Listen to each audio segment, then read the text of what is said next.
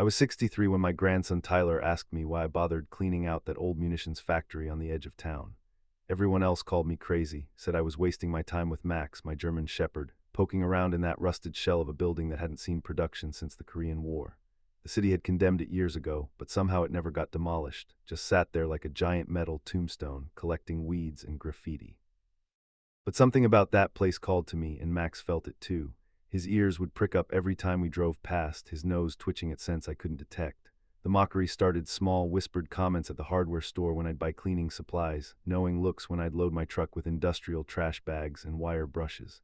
"There goes Bobby again," they'd say, playing janitor to a ghost.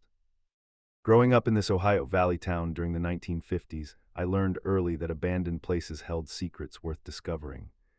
My father worked the steel mills before they closed, his hands permanently stained with grease and metal shavings, and he taught me that nothing truly disappears, it just gets buried under time and rust.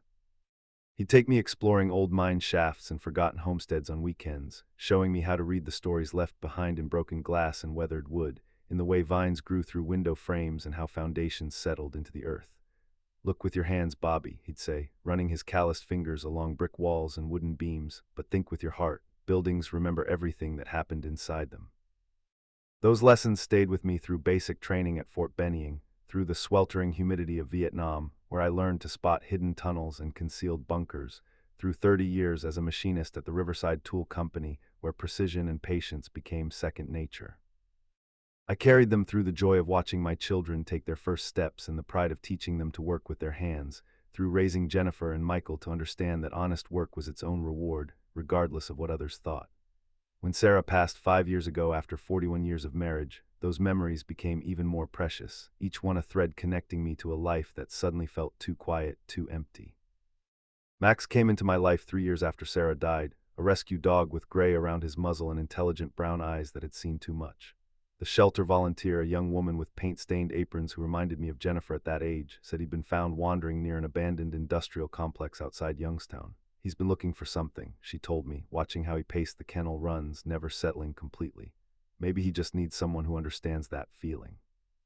From our first walk together, I noticed how he'd pause at certain buildings, certain corners, his whole body going rigid with attention that went beyond normal canine curiosity. Other dogs might chase squirrels or bark at passing cars, but Max searched with purpose, as if following an internal compass that only he could read. The Riverside Munitions Factory sat on 12 acres of cracked asphalt and twisted metal, surrounded by a chain-link fence that had more holes than wire, topped with rusted coils of razor wire that hadn't deterred trespassers in decades. Built in 1943 to produce ammunition for the war effort, it had employed nearly 300 people at its peak, running 3 shifts to keep up with military contracts. Local kids used it as a hangout now, leaving behind beer cans and spray paint, but they never ventured deep inside the maze of machine shops and storage areas. Too dark, too dangerous, they claimed, though I suspected the real reason was simpler. The place felt haunted, not by ghosts, but by the weight of forgotten purpose. The city council had been talking about selling it to developers for years, but the environmental cleanup costs always scared buyers away. Lead paint, asbestos insulation, soil contamination from decades of industrial chemicals. The estimates ran into millions of dollars that no private investor wanted to shoulder. That's when I made my unconventional offer during a Tuesday night city meeting, standing at the podium with a prepared speech that Sarah had helped me write months before she got sick. Not to buy the property, but to clean it. Voluntary community service, I called it, offering to remove debris and sort hazardous materials at no cost to the taxpayers. They laughed, actually laughed, but Mayor Davidson, who remembered my father from the steel mill days, saw an opportunity to address a problem without spending city funds. The permits took 6 weeks to process, requiring signatures from the fire department, health inspector, and environmental compliance office. Each visit meant explaining my plan to skeptical officials, who couldn't understand why a retired machinist would want to spend his golden years hauling trash from a condemned building. "It's not about the money," I told them repeatedly, though I could see in their eyes they didn't believe altruism could motivate such a project. Max would wait in the truck during these meetings, watching through the windshield with patient attention, as if he understood that bureaucracy was just another obstacle between us and whatever waited inside those factory walls. The first few months were just surface work, hauling out decades of accumulated debris that told the story of the factory's slow decline. broken machinery from the 1960s, office furniture from failed restart attempts in the 1980s, and layer upon layer of detritus from urban explorers and vandals. I worked methodically, sorting scrap metal from genuine hazardous waste, wearing the respirator that Jennifer insisted I buy after she researched asbestos exposure online. Max would follow me through the cavernous spaces, his claws clicking on concrete floors, occasionally stopping to sniff at walls or door frames with unusual intensity that made the hair on my arms stand up. As weeks turned into months, I began to map Max's reactions with the precision I'd once applied to machining tolerances. Certain areas made him whine softly, a sound I'd learned meant uncertainty or concern. Others made him scratch at floors and walls, his nails leaving marks in concrete and rust. But in the machine shop section, the largest building in the complex, he'd always circle back to the same corner, a space where old hydraulic presses had once stood, pawing at what looked like solid concrete with desperate persistence. I'd call him away, thinking he'd caught the scent of some long-dead rodent, but he'd return within minutes, drawn by something I couldn't detect. People in town started talking, of course, their conversations following predictable patterns that small communities perfect over generations.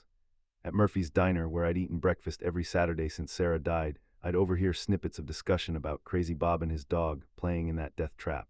The waitress Dolers, who'd known Sarah since high school, would refill my coffee with sympathetic smiles while other customers whispered theories about my mental state.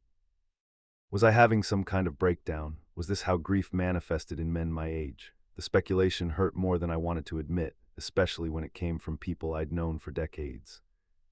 My daughter Jennifer worried I was losing my grip on reality, spending so much time in a place that reminded her too much of the industrial decay that had claimed so many local jobs, that had forced her and Michael to move away for work opportunities that no longer existed in our valley.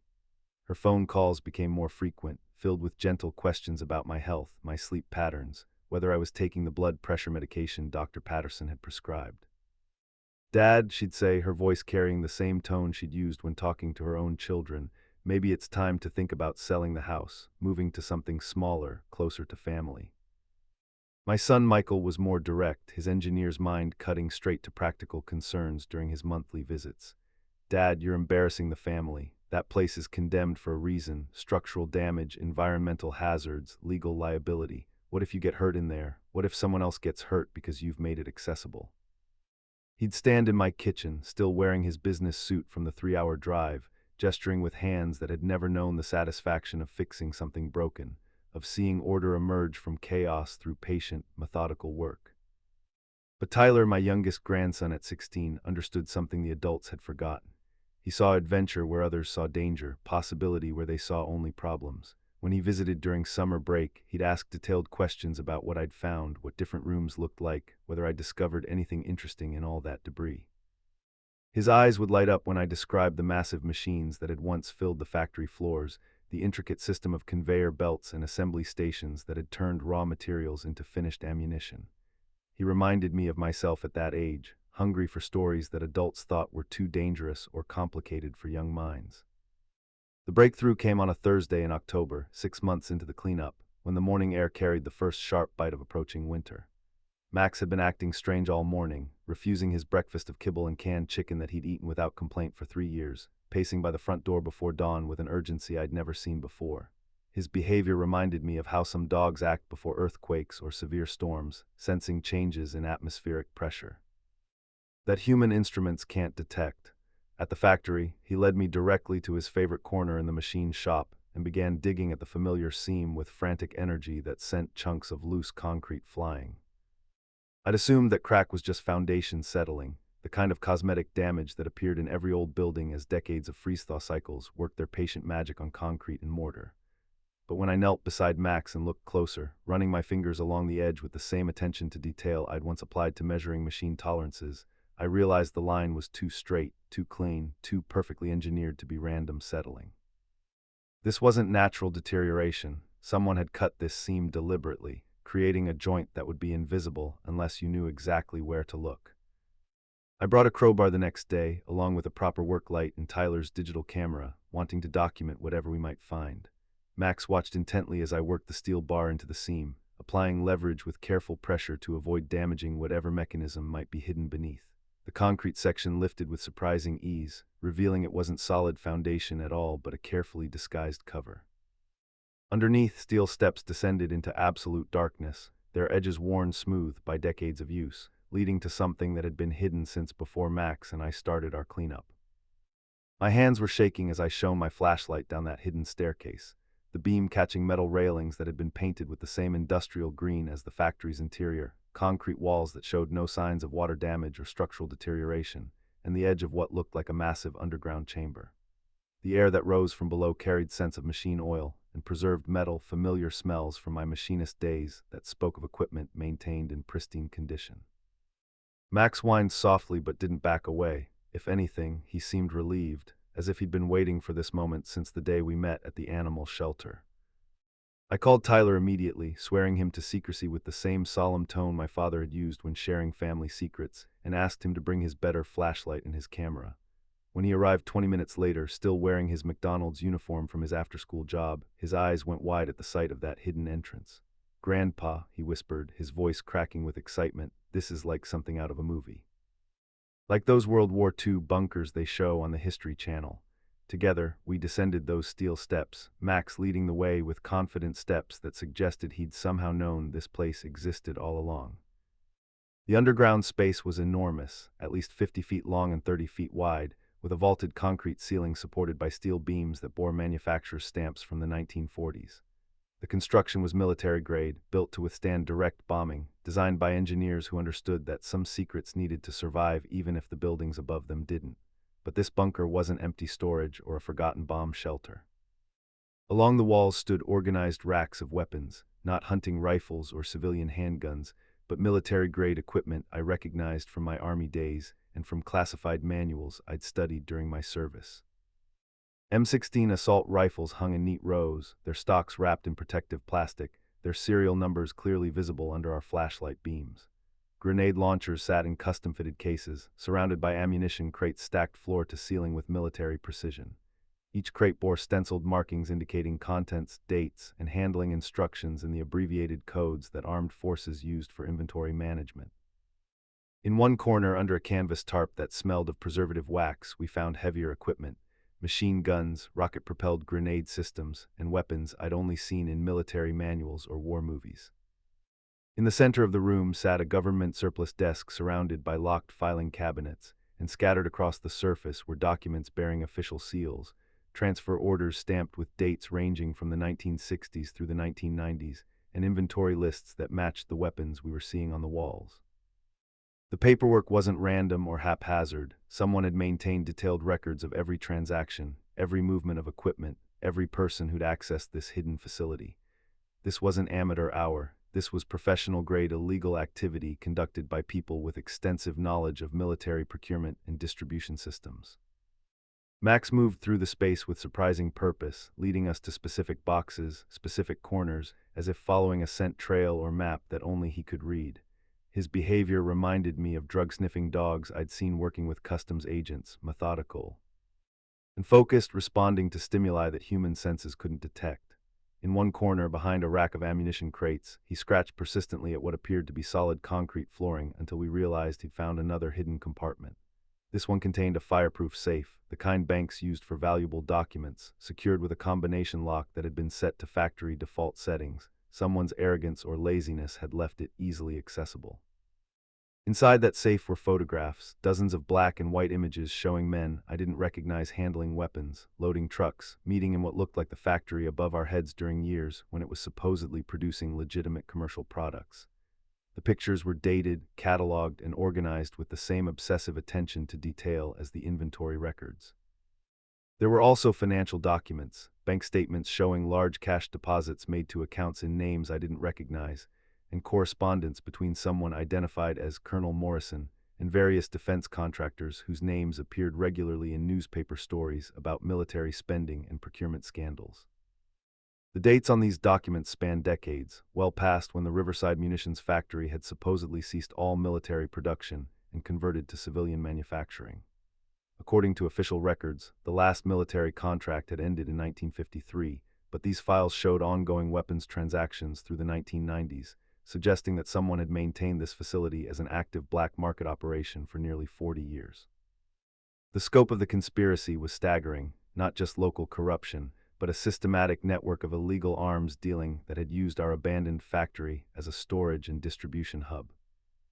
Reading through those documents by flashlight, with Max standing guard at the bottom of the stairs and Tyler photographing everything with methodical precision, I began to understand the true magnitude of what we'd stumbled into.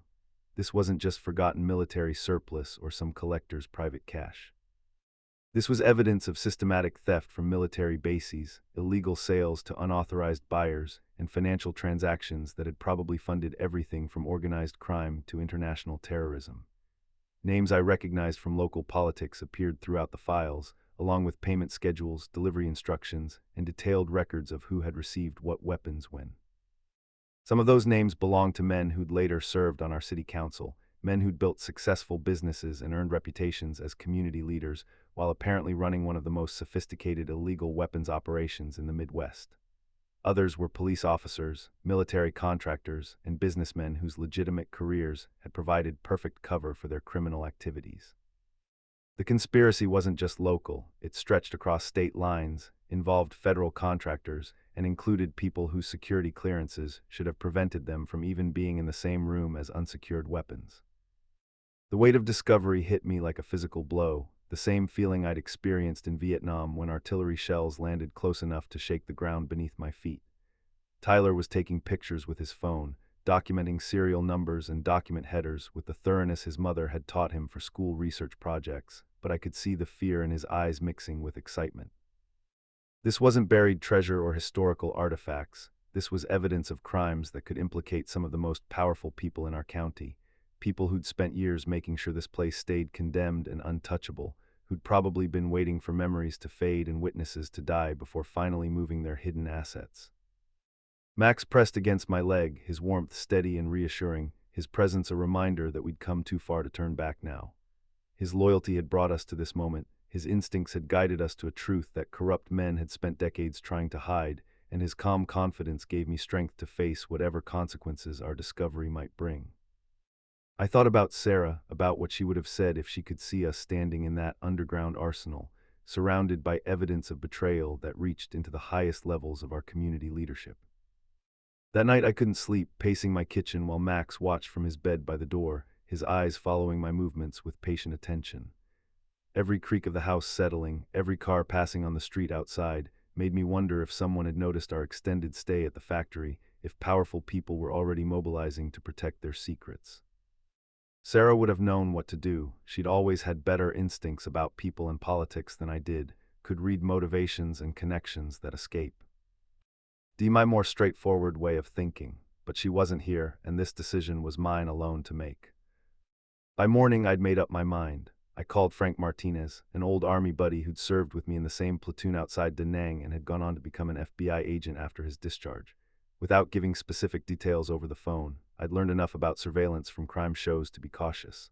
I told him I'd found something that needed federal attention, something too big and too politically sensitive for local authorities who might be compromised. Frank's voice took on a professional tone I remembered from our military days when he'd been promoted to sergeant, promising to drive up from Cincinnati within 48 hours. While waiting for Frank's arrival, I returned to the factory with Tyler and Max, this time bringing proper documentation equipment, a borrowed video camera, additional lighting, and plastic evidence bags that Tyler had ordered online.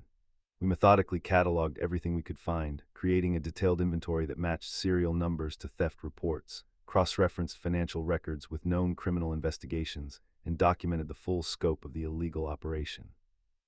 Max seemed more relaxed during these return visits, as if exposing the secret had relieved some burden he'd been carrying. Frank arrived 2 days later with a team of federal agents and forensic specialists, their black SUVs and official credentials drawing curious stares from neighbors who'd grown accustomed to seeing only my battered pickup truck at the factory site. Agent Sarah Chen, the team leader, was a methodical woman in her 40s who reminded me of my daughter Jennifer, professional, thorough, and completely focused on getting every detail right. Watching them process that underground armory, photographing every weapon and document with professional equipment, I felt a mixture of vindication and dread. This was bigger than local corruption. It was a federal case that would probably make national headlines. Max stayed close to my side throughout the investigation, receiving pets and praise from agents who recognized his crucial role in the discovery. One of them, Agent Torres, mentioned that the FBI had been investigating rumors of illegal weapons trafficking in our region for years, but had never found solid evidence or a central storage facility. Our discovery had just blown their case wide open, providing the concrete proof needed to build prosecution cases against dozens of suspects who'd operated with impunity for decades. The forensic process took 3 days, with specialists documenting over 400 individual weapons, thousands of rounds of ammunition, and more than 50 boxes of financial and organizational records. Some of the equipment was traced immediately to military bases where theft reports had been filed but never adequately investigated. Other weapons matched descriptions from unsolved crimes in multiple states, suggesting that this network had been supplying criminal organizations across the Midwest for years. The arrests started within a week of the investigation's completion. Former City Council member Harold Brennan was taken into custody at his law office, led away in handcuffs while local news cameras captured every moment. Retired Police Chief Marcus Webb was arrested at his fishing cabin, along with evidence of offshore bank accounts that contained millions of dollars in illegal weapons proceeds.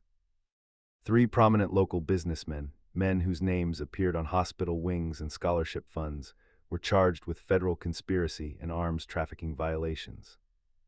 The local newspaper ran front-page stories about the factory cache and the grandfather and his dog who exposed a decades-long criminal conspiracy. Television news crews from Cleveland and Cincinnati set up outside my house, wanting interviews about how we'd made the discovery, what had motivated me to clean the factory in the first place, how it felt to uncover such a massive illegal operation. Suddenly, I wasn't the crazy old man cleaning a condemned building. I was a local hero, the citizen who'd risked his safety to uncover corruption that had infected our community's leadership for generations. But fame felt hollow compared to the personal transformation I experienced in those underground chambers. Finding that hidden world had reminded me that beneath the surface of our ordinary lives, extraordinary secrets waited to be uncovered by people brave enough to look beyond conventional wisdom. The mockery I'd endured from neighbors and family had been based on their assumption that abandoned places held nothing but trash and memories, but Max had known better.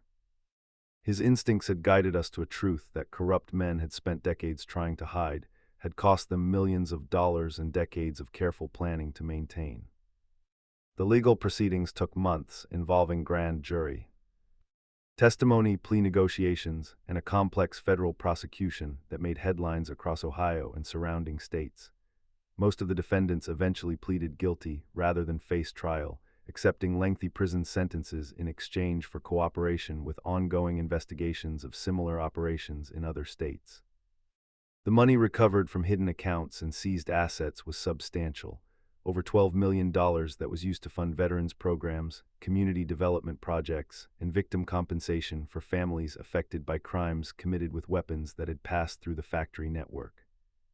The factory itself was finally demolished 6 months after our discovery, but not before being thoroughly searched for additional hidden chambers, secret storage areas, and buried evidence. Federal investigators found 2 more concealed rooms, though neither contained the quantity of materials we'd discovered in the main bunker. The demolition process was different from what the city had originally planned. Instead of simple destruction, every piece of debris was examined, every foundation section was excavated, and the soil itself was tested for evidence of additional criminal activity. Tyler's role in the discovery changed our relationship in ways I hadn't expected. Before finding the bunker, I'd been just another grandfather, someone whose stories about the old days seemed increasingly irrelevant to a teenager focused on video games and social media. But sharing that underground adventure, being trusted with adult secrets and responsibilities, had given him a new perspective on what older generations could offer. He started visiting more often, asking questions about my Army service, my years as a machinist, my memories of the town's industrial heyday. The experience also reconnected me with aspects of my own character that I'd thought were lost with age. The methodical investigation, the careful documentation, the patient accumulation of evidence, these were skills I'd developed during military service and refined through decades of precision manufacturing work. I'd assumed retirement meant the end of purposeful activity, but discovering that weapons cache had reminded me that experience and persistence could still uncover truths that younger, stronger people might miss. Max's behavior changed after the federal investigation concluded. The desperate searching that had characterized his first 3 years with me simply stopped.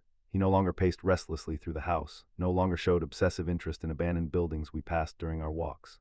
It was as if exposing that hidden arsenal had fulfilled some mission he'd been carrying since his days as a stray dog, found wandering near industrial sites where similar secrets might have been buried. He seemed more content, more settled, finally able to relax in ways that had been impossible when that burden remained undiscovered. The community's response to our discovery was complex and sometimes contradictory. People who dismissed me as a foolish old man suddenly wanted to hear every detail of the investigation, to be associated with someone who'd made such a significant contribution to public safety. But others, particularly those who'd been friends or business associates of the arrested men, viewed me with suspicion and resentment. I disrupted a network that had probably benefited many people beyond the primary conspirators, had exposed corruption that some would have preferred to keep hidden. Property values in our neighborhood initially dropped as news coverage focused on the illegal weapons operation, but eventually recovered as the factory site was cleaned up and converted to community use. The city council, now populated by entirely new members after the arrests and resignations, approved plans for a veterans memorial park on the site where the bunker had been discovered. Max and I attended the groundbreaking ceremony, where Mayor Davidson's successor praised our civic dedication and investigative courage that had made the memorial possible. Jennifer and Michael's attitudes toward my factory cleanup project underwent complete reversals as the full scope of our discovery became public. Jennifer, who'd worried about my mental health and social embarrassment, now bragged to her friends about her father's role in exposing the weapons trafficking network.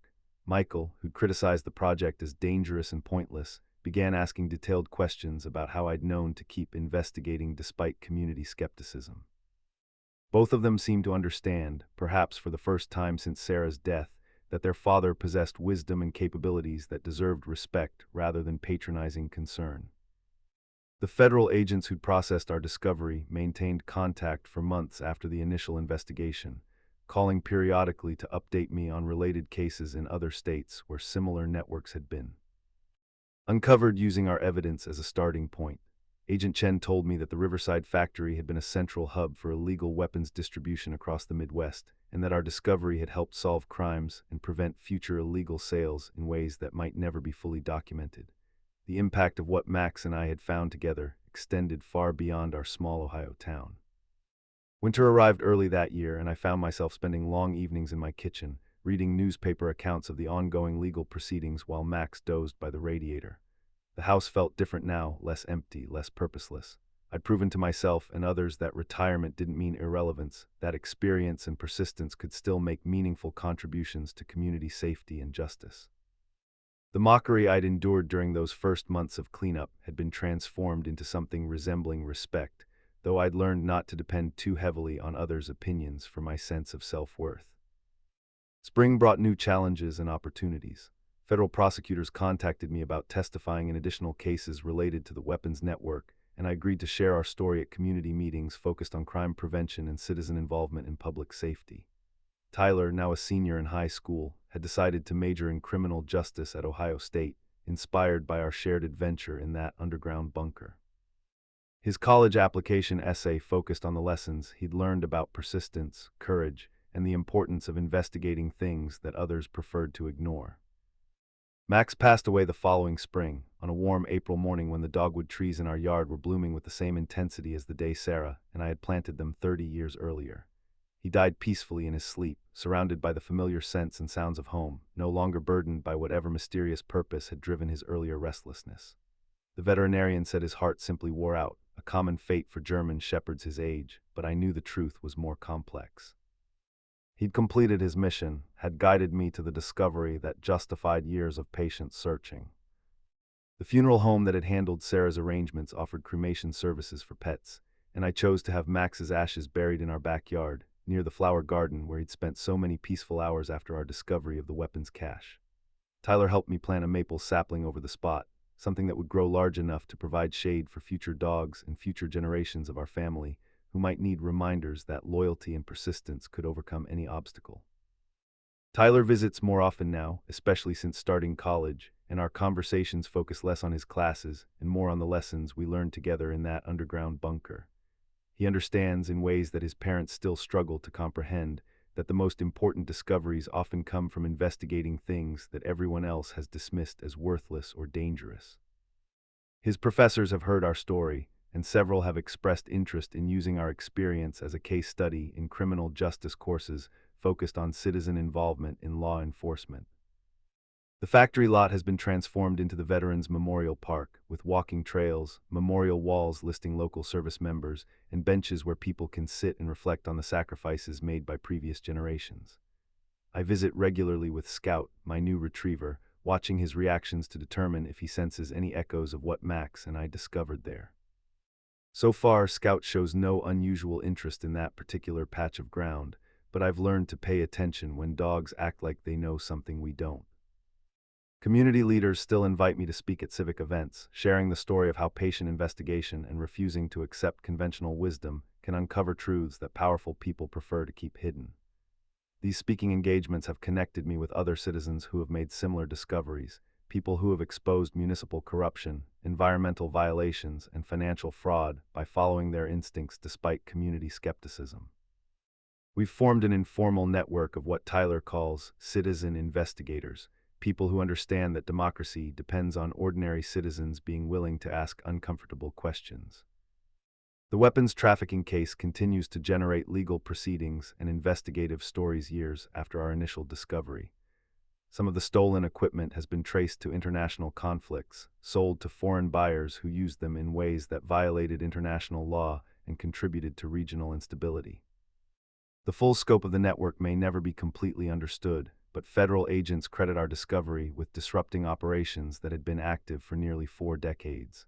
The investigation has also led to policy changes in how military equipment is secured, tracked, and disposed of when it becomes surplus.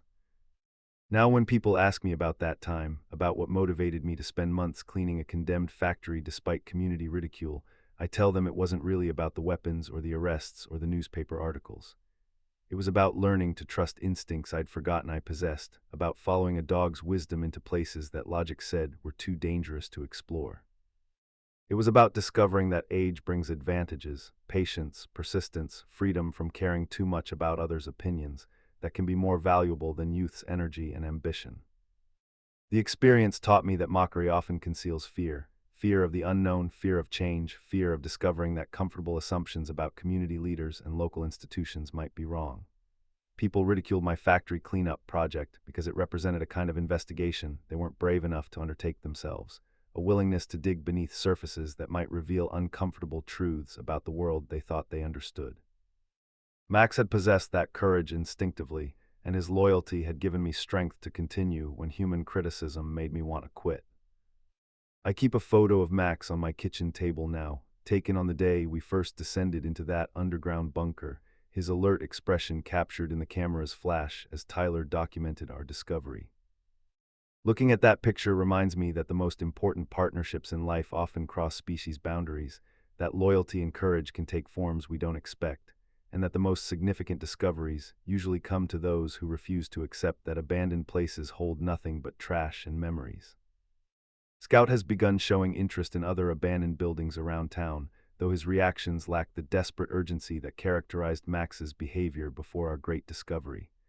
Still, I've learned to follow his lead when he pauses at certain doorways or shows unusual attention to seemingly ordinary locations. Last month, his persistent interest in an abandoned grain elevator led to the discovery of illegal drug manufacturing equipment, another case where animal instincts revealed criminal activity that human investigators had missed. The lessons from our factory adventure continue to influence how I approach retirement, community involvement, and family relationships. Instead of accepting others' definitions of what's appropriate for someone my age, I've become more willing to trust my own judgment about which projects deserve attention and which conventional wisdom deserves challenge. Tyler calls this my Max legacy, the confidence to investigate mysteries that others prefer to ignore, combined with patience to continue searching until the truth emerges. Have you ever found yourself in a situation where everyone told you to give up, but something deep inside insisted you keep searching? I'd love to hear about it because I've learned that those moments of stubborn curiosity, when we refuse to accept easy answers or conventional explanations, often lead to the most important discoveries of our lives. Sometimes the greatest treasures are hidden beneath surfaces that everyone else has dismissed as worthless, waiting for someone brave enough to keep digging until the truth finally sees daylight.